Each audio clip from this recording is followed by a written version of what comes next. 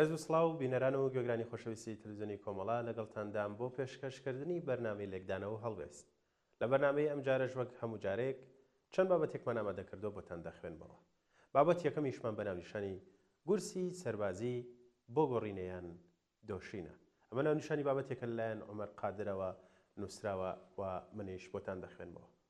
بەم شێوازە نەرمی و توندی هەڕەشەکانی ڕۆژانی سەرۆکی ئەمریکا بەرامبەر ئێران بەردەوام میدیای جیهانی بەخۆیەوە سەرقاڵ کردووە. پرۆسەی پڕچەکردن و گواستنەوەی گەشتە فڕۆکەڵگرەکان بۆ ئاوەکانی نزیک لە ئێران بەشێکە لە سیاسەتی فشار و لە مەنگەنەدانی ڕژێمی ئێران.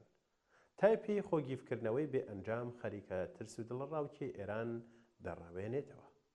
با درێژایی مێژوو سەلیقەی هونەری گفتوگۆی ئێرانیەکان با پیشەی فەرشتنین شوبهێنراوە، چونکە لە گفتوگۆکردن ماندوو نابن. لەلایەک بەرامبەرەکەیان نائومێد ناکەن، لەلایەکی تر چەمکی دان و سندان لەسەر بنەمای بەخشین هاوتای وەرگرتن جێبەجێ دەکەن.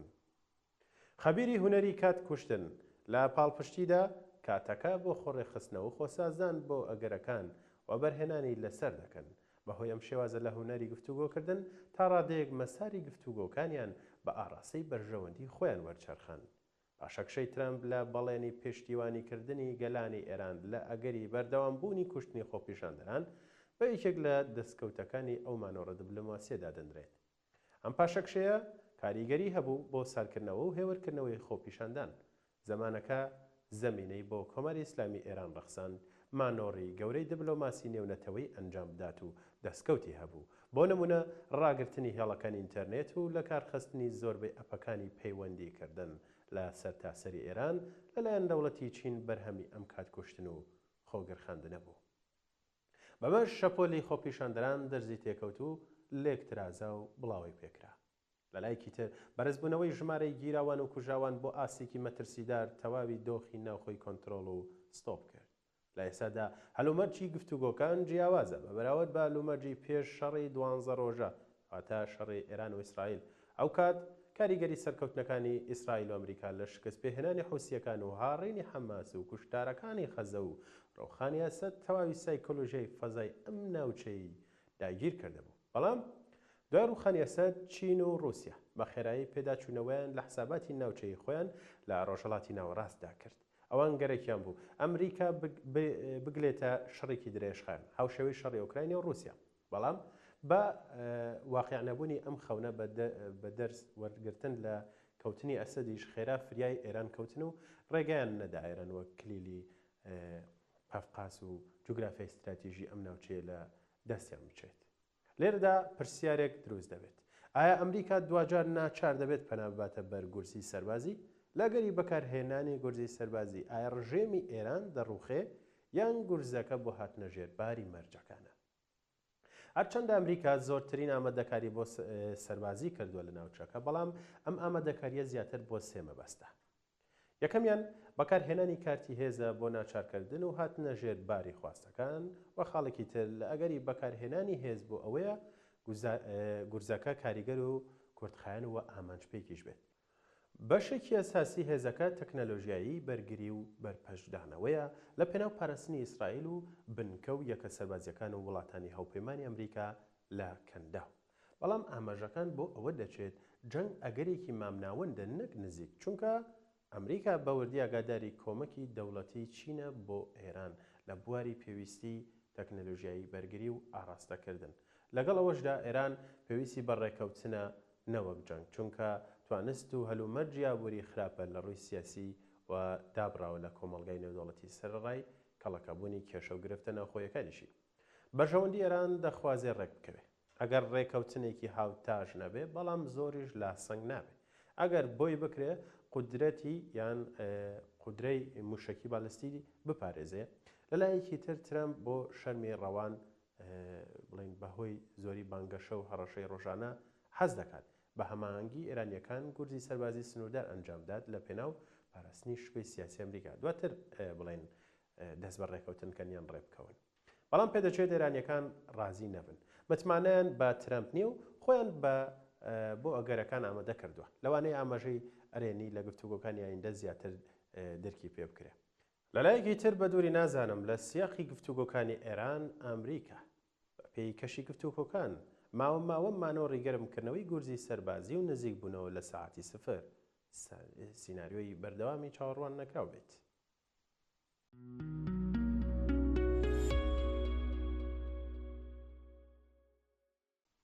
بەڵێ بینەران ناونیشانی بابەتێکی ترمان بەم شێوازە دەست پێ دەکات کێ دەبێتە سەرۆک وەزیرانی عێراق کە لەلایەن عوسمانی حاجی مارفەوە بابەتە ئامادەکراوە و بەم شێوازە دەست پێ دەکات. بەردەوامی ڕکابەری نێوان مالکی و سوودانی بووە هۆی دووبارە بەرهەمهێنانەوەی سیناریۆی حکوومەتێکی کۆدەنگی لاوەز. هەوڵەکانی چوارچێوەی هەماهەنگی زیاتر لە بەڕێوەبردننی قەیرانەکان دەچێت نەک چارەسەرکردنی قەیرانەکان. هاوپەیمانی سیاسی شیعە لە دەورانێکی خراپدا نقم بوون تا ماوەیەکی زۆر نەیانتوانی لەسەر کاندیدێکی کۆدەنگی بۆ سەرۆک وەزیران ڕێک بکەون. ئەم دۆخە ڕنگدانەوەی ئەو دابەشبوونە قوڵانەیە لە ناو ئەو هاوپەیمانیەدا کە لە ڕووی دەستوریەوە ئەرکیان سەرکردایەتیکردنی پێکهێنانی حکوومەتە. دوای چەند هەفتەیەک لە پەسەندکردنی ئەنجامی هەڵبژاردننی پەرلەمان و هەڵبژاردننی سەرۆکی پەرلەمان ناکۆکی ناوخۆیان هەڕەشەی درێژکردنەوەی بۆشایی حکوومەتی دەکرد. مالکی سەرۆکی هاوپەیمانی دەوڵەتی یاسا کاریگەریەکی بەرچاوی لە دیمەنی سیاسی عێراقدا هەیە. حاشا هەڵنەگرە مالکی وەک یاریزانێکی سەرەکی لە زۆر بابەتی ناو هاوپەیمانی سیاسی شیعەدا دەمێنێتەوە. پێگەیەکی تایبەتیشی لە ناو لایەن و هێزە شیعەکاندا هەیە. هەرچەندە مالکی بۆ پۆستی سەرۆکوەزیرانی حکوومەتی داهاتوو کاندید کراوە و لە چوارچێوەی هاوپەیمانیەکەدا کۆمەڵێک لایەنگیری هەیە، بەڵام لە هەمان کاتیژا دژایەتێکی بەرچاویشی هەیە، وەک قەیس غەزەلی عەلی و هەندێک سەرکردە و کورد لە چەکدارەکانی دیکەی شیعە کە لە خۆی دەگرن. مالکی لەم دوایانەدا هەوڵی ناردنی پەیامی ناڕاستە و خۆ نهێنی بۆ واشنتۆن داوە بە ئەوەی ئیدارەی ترەمپ قەناعەت پێ بکات کە ئەگەر ئەو پۆستەی پێ بدرێت دەتوانێت پەرسی چەکداماڵینی گروپە چەکدارەکانی عێراق چارەسەر بکات.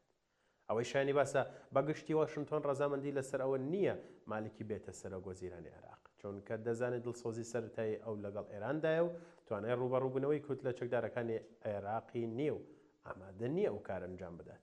بۆیە لە هەمان کاتدا ئێرانیش لەو دۆخەی ئێستادا دوو دڵی هەیە لەسەرەوەی کە پاڵپشتی پێویست بکات بەوەی وەرگرتنی پۆستی سەرۆک وەزیران بە مالکی بدرێت یاخودنا. ئەگەر مالکی فرسەتی بەدەستهێنانی ئەو پۆستەی نەبێت هەوڵەدار ڕێگە لە سوودانی بگرێت تا نەتوانێت پاڵپشتی هەندێک فراکسیۆن بڵین لە چوارچێوەی هەماهەنگیدا بەدەست بهێنێت. تەنانەت ئەگەر مالکی ئەو پۆستەی وەرنەگرێت هیچ کاندیدێکی تر پەسەند ناکات گەر پەیوەندی بە خۆی و یەکێک لە لایەنگرانیەوە نەبێت بۆ ئەوەی پابەندبوونیان بە خۆیەوە لە حکوومەتی داهاتوودا مسۆگەر بکات. دوایین کۆبوونەوەی هێزەکانی چوارچێوەی هەماهەنگی کە لە کۆتایی مانگی کانونی دووەمی 2025دا لە ماڵی هادی عامری بەڕێوەچوو هیچ ئەنجامێکی ئەرێنی نەبووە لە بڕیاردان لەسەر کاندیدێک بۆ سەرۆک وەزیران بەهۆی داواکاریە زۆرەکانی گروپە چەکدارەکانەوە کە نزیکی 80 کورسی پەرلەمانیان مسۆگەر کردووە. بە دوای کۆنتڕۆڵکردنی چەند پێگەیەکی هەستیاری ئەمنی و وەزارەتێکی سەرەکیشدا دۆخی کارەکان ئاڵۆزتر بوون. گروپە چەکدارەکان سەرەڕای فشارەکانی ئەمریکا بۆ سەر عێراق پێداگرن لەسەر هەڵبژاردننی سەرۆک وەزیرانێک کە پشتیوانیان لێ بکات. دوای هەڵبژاردننی سەرۆکی پەرلەمان و دوو جێگرەکەی وەها پێشبینی دەکرا هاوپەیمانی لە ئایندەیەکی نزیکدا توانای چارەسەرکردنی کێشەی سەرۆک وەزیرانیان نەبێت و کێشەکان لە ناو هاوپەیمانیدا خراپتر دەبن.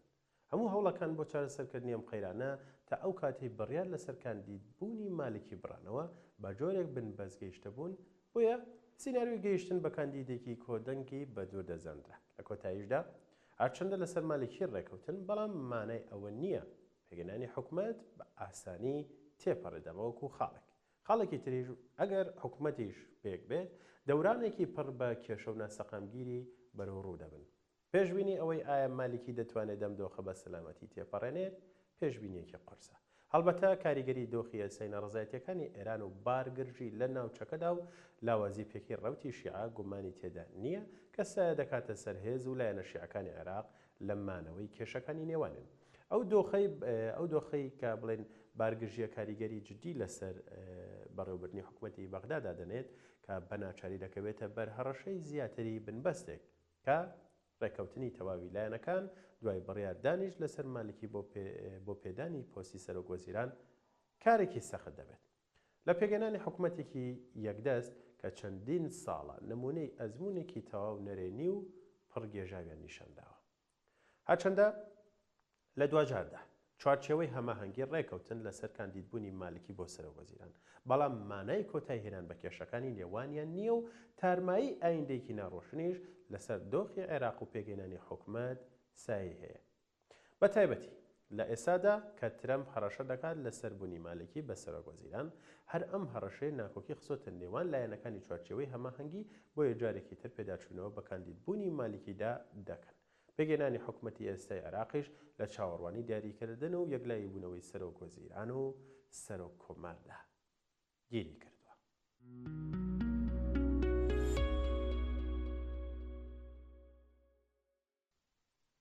تورکیا ڕازیە بەبوونی کورد لە سووریا وەک هاوڵاتی، بەڵام دژی ناوچەی کوردیە. جیاوازی چییە؟ ئەم بابەتە لەلایەن دکتۆر عەبدوڵڕەحمان مەولودەوە ئامادەکراوە. پرسی کورد لە ناوچەی ڕۆژهەڵاتی ناوەڕازە تەنها پرسی زمان و کلتوری نییە، بەڵکو پرسی ناسنامە، دەستور و دابەشکردنی دەسەڵاتە. لەم چوارچێوەیەدا جیاوازێکی گرنگ هەیە لە نێوان ئەوەی دەوڵەتێک بڵێت کورد هەن وەک هاوڵاتی لەگەڵ ئەوەی دان بە ناوچەیەکی کوردی یان هەرێمێکی کوردی بنێت. حاڵێکی تر بوونی کورد وەک تاکە کەس قبوڵ دەکات. بوونی کورد وەک پێکاتێکی سیاسی و جوگرافی ناناسێت. لە عێراق و ئێران بە شێوەیەکی جیاواز دان بە بوونی ناوچەی کوردنشین دەنرێت. لە عێراقدا هەرێمی کوردستان بە بەشێکی فیدراڵی لە دەستوردا ناسراوە.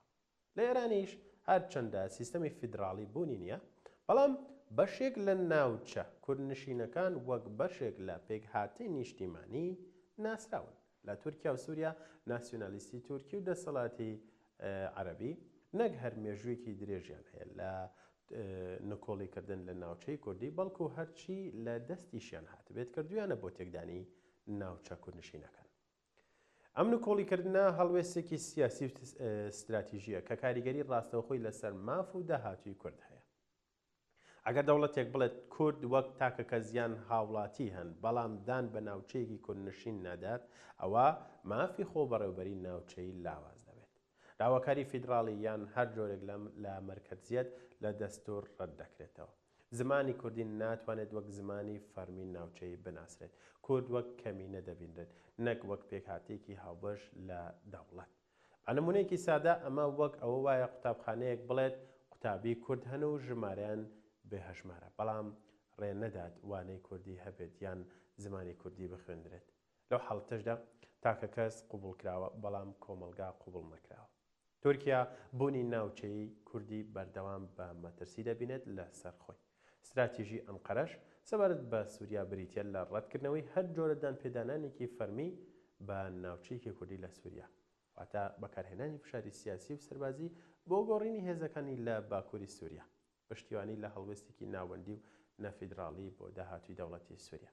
ئەگەر بخوازێت سووریا سەر لە نوێ بنیاد بنرێتەوە، سادەترین و گرنگترین بنەما ئەوەیە کە هەموو پێکهاتەکان عەرەب، کورد، ئاشووری، تورکمان و ئەوانی تر لە ماف و ئەرکەکاندا یەکسان بن. بەڵام یەکسانەی تەنها لە ئاستی تاکە کەسدایان هاوڵاتی بووندا بەس نییە، دەبێت لە ئاستی پێکهاتە و ناوچەیشدا جێبەجێ بکرێت. ئەگەر ناوچەیەکی کوردنشین بە فەرمی نەناسێنرێت، ئەوە شەراکەتی ڕاستەقینە دروست نابێت و دەوڵەتێک کە لەسەر نکۆڵیکردن لە پێکهاتەکانی و ترس بنیاد بنرێت بناغێکی لاوازی دەبێت. پرسی بوونی کورد بە بێن ناوچەی کوردی مەسلێکی زمانەوانی نییە. ئەمە بنەمایەکی سیاسیە بۆ ئەوەی کێ دەسەڵاتی هەبێت، چۆن دابەش بکرێت و کێ وەک هاوبەشی ڕاستەقینەی دەوڵەت بناسێنرێت. ڕۆڵی تورکیا لە ڕەتکردنەوەی دانپێدانان بە ناوچەیەکی کوردی لە سووریا ڕۆڵێکی دوژمنکارانەیە و ڕێگیریکردنە لە چارەسەری دادپەروەرانەی پرسی کورد و بنیاتنانی دەوڵەتێکی فرەناسنامەی لە سووریا. بەم کارش تورکیا دوژمنایەتی هەموو کوردی دنیا بەدەستی هێناوە. ئەگەر چارەسەرێکی درێژخایەن بۆ سووریا بخوازرێت، پێویستە نکۆڵیکردن لە ناسنامە و ناوچە بگۆڕدرێت بە دانپێدانان، شەراکەت و متمانە سازی. تەنها بەو ڕێگایە دەکرێت دەوڵەتێک دروست بکرێت کە هەمووان خۆیان تێیدا ببیننەوە.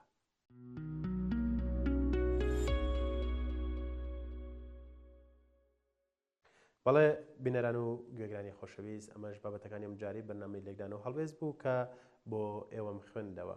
هیوادارم بەدڵی هەموو لایەکتان بوو بێ. سپاسانەکەم کە تاوکو کۆتاییان بەرنامەیەش لەگەڵمانە بوون. تا بەرنامەیەکی تر هەر شاد بن.